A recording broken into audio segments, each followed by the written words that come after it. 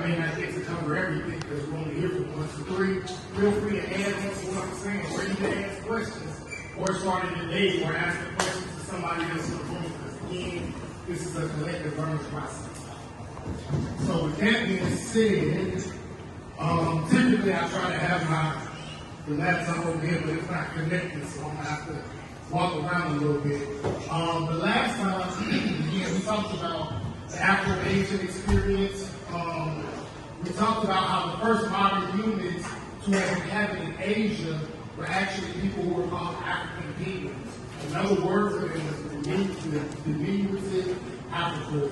It's very short African brothers and sisters who migrated from the central and eastern part of Africa throughout the lower part of Asia, throughout India and the Fertile Crescent, and right on over into what we know as China and the Philippines, etc.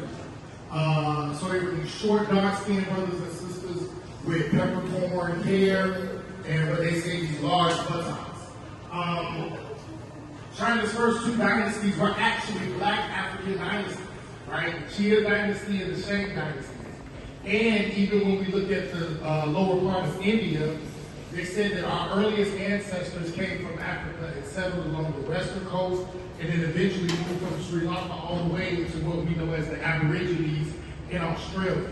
Okay, South Asians, and then as we moved on, we did a long history lesson on the African presence in Asia, and then eventually we got to the 20th century, where we talked about how when Marcus Garvey, Booker T. Washington, and W.E.B. Du Bois were having their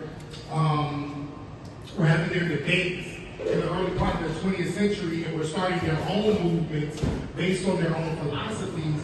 South Asians were actually inspired by the things that Garvey was talking about Pan-African movements, and inspired by W.E.B. Du Bois and the Niagara movement, inspired by Booker T. Washington and his self-improvement philosophy, right? So these philosophies were not just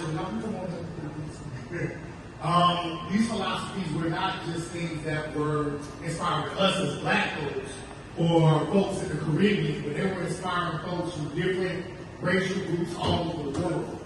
So we talked a little bit about that, and then we talked about how even the Dalits and the Dravidians in India and the southwest part of Asia also began to adopt these African nationalist self-determined views that we started to adopt in the 1950s and 60s